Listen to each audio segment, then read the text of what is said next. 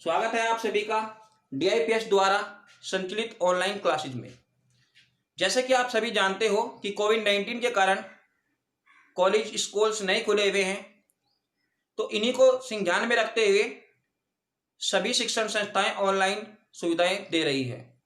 तो ऐसे ही हम भी यहाँ पर आपको ऑनलाइन के माध्यम से आज आयुर्वेदिक से संबंधित कुछ बातें बताएंगे। प्यारे विद्यार्थियों, शुरू करने से पहले, इसको जानने से पहले मेरा एक क्वेश्चन आपके लिए है कि हम कोई भी एलोपैथी दवाई या फिर आयुर्वेदिक दवाई क्यों खाएं, और अगर खाएं तो वो दवाई हमारे शरीर के पार्ट को कैसे ठीक कर देती है, क्यों ठीक कर देती है।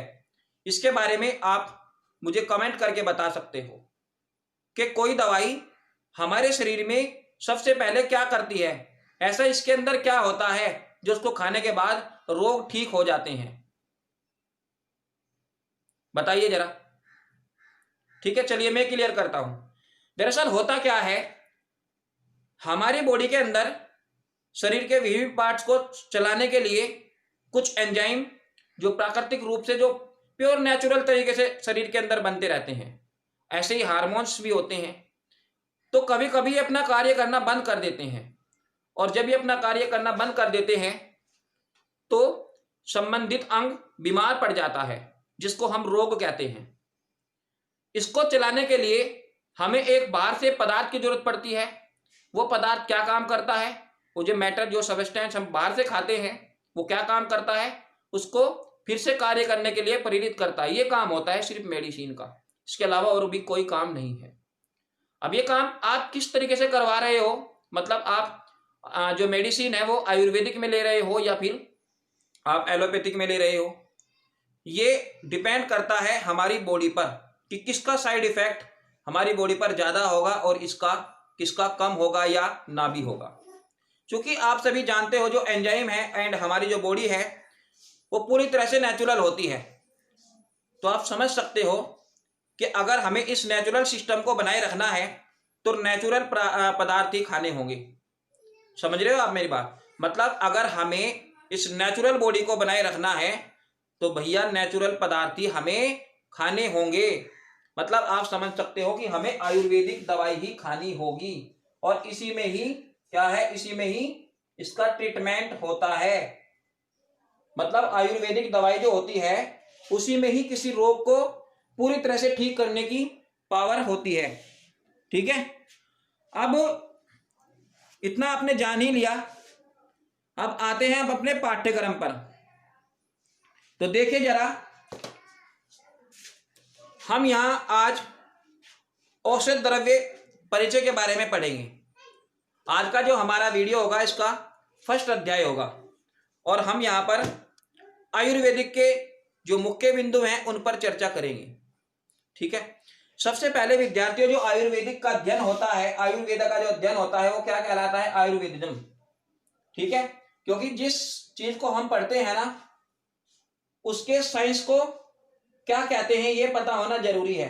तो इसके अध्ययन को हम क्या कहते हैं? इसके हम अध्ययन को आयुर्वेदिज्म कहते हैं। ठीक है, अब बात करेंगे जो हमारा फर्स्ट यूनिट है इसका, उसके इंट्रोडक्शन में कि आयुर्वेदिक, ठीक है, कहां से आया है और इसका क्या मतलब होता है।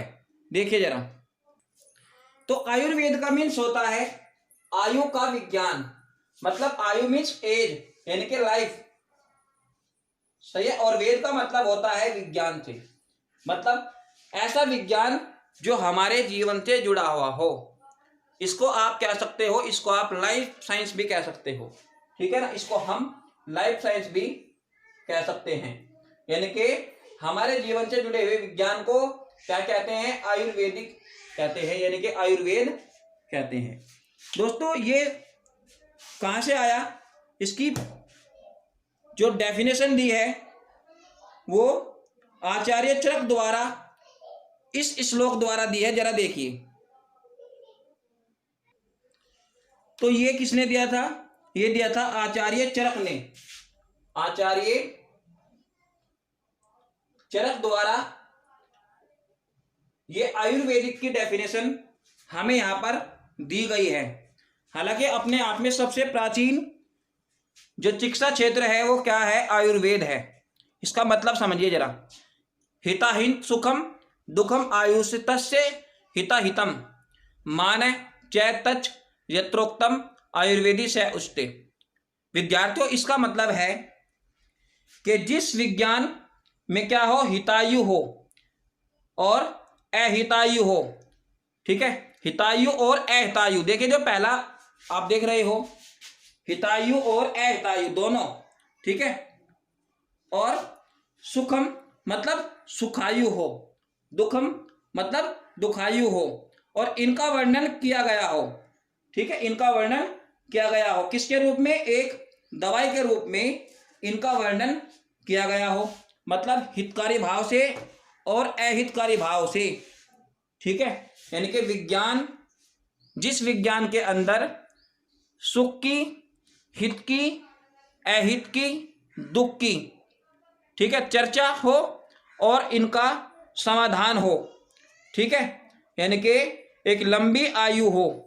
ठीक है, तो इसी को कहते हैं हम क्या? आयुर्वेद। ठीक है, अर्थात अगर हमें यहां पर दीर्घायु जीनी हो, यानी कि दीर्घायु जीवन पाना हो, दीर्घायु आपने सुना होगा, दीर्घायु का मतलब है लंबी आयु। ठीक है, अधिक आयु, तो अधिक आयु का मतलब यहां क्या होगा? दीर्घायु से होगा। तो चरक, आचार्य चरक कहते हैं क्या? कि अगर हमें दीर्घायु जीवन जीना हो तो आयुर्वेद से जुड़ना ही होगा। उम्मीद है आपकी ये समझ में आ गया होगा। ठीक है, अर्थात जिस विज्ञान में